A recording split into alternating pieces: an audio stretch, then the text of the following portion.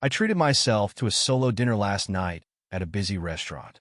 The place was packed, so I ended up at one of those cozy two-person tables right next to a young couple on a date. They were in their mid-20s, laughing and chatting, looking effortlessly cute together. Both were kind of gorgeous, honestly, enough to make me feel a slight pang of envy for the chemistry they shared. I shrugged it off, deciding to upgrade my fries to truffle and parmesan, a little indulgence to keep my spirits up. At first, everything seemed normal, but soon I noticed something unusual. The woman had her hands gripping the edges of the table, knuckles turning white, her whole body tense. I thought she might be a little shy or nervous. Maybe it was their first date? But then her face started flushing, her breathing grew shallow, and her date just smiled at her, absorbed in something on his phone. Slowly, it dawned on me what might actually be happening. Her cheeks flushed a deeper pink as their conversation continued. She let out a sudden laugh, but I could see her fingers tightening on the edge of the table, and her shoulders subtly shifting. It hit me. His hand wasn't anywhere near her, but he was absolutely in control. It was something I'd always wondered about trying. The thought of that kind of anticipation made my own heart skip a beat as I tried hard to look natural. I couldn't look away. She was biting her lip hard now, breathing faster, her eyes a bit glazed. Her thighs shifted slightly under the table, pressing together, as if her body was riding the edge. Her date's thumb swiped across his phone, and she let out the faintest gasp, her grip on the table loosening just a little.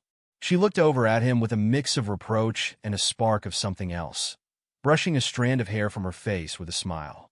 Watching her, I felt this unexpected rush.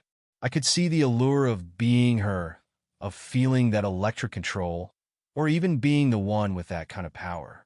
At that moment, she seemed like an absolute vision, a goddess just a few feet away from me. She wore a fitted red dress that clung to every curve, with a neckline that hinted at the fullness of her figure. Her skin glowed with a dewy sheen, probably from trying to keep her composure, her blonde curls framing her flushed face, her lips slightly parted as she pressed them together to keep quiet. Glancing around the room, it didn't seem like anyone else had noticed. Or if they did, they were pretending not to, just like I was. With a shaky breath, she reached for her fork, trying to pick up a piece of beef, but her hands were trembling. It slipped from her fingers and clattered to the floor, echoing through the restaurant. A few people turned, her face flushing an even deeper red, embarrassment now mingling with the tension in her gaze. The waiter brought her a new fork, and she gave him a quick apology, her date watching her with an amused expression. As soon as the waiter stepped away, he pulled out his phone again, setting it on the table between them. She shook her head, but he only smirked slowly, dragging his finger over the screen. There was no hiding it anymore. She couldn't keep up the facade. Her eyelids fluttered, and her hips gave the smallest, involuntary shiver against the seat. Right there, just a few feet from me, I knew she was coming undone. The intensity radiated off her, a silent, breathtaking surrender.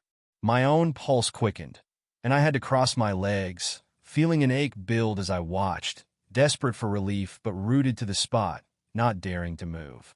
She let out a long, trembling breath, her expression softening, as she looked at him with wide, slightly embarrassed eyes. He looked amused, maybe even smug, like he knew exactly how far he could push her. She cast her gaze down, tucking her hair behind her ear as if to regain her composure. And yet, she didn't look ashamed. She looked satisfied, like she had embraced something thrilling and private, fully giving herself to it without a trace of regret. My own body was thrumming with heat. I was so turned on I could hardly think straight, shifting in my seat, feeling the heat between my legs.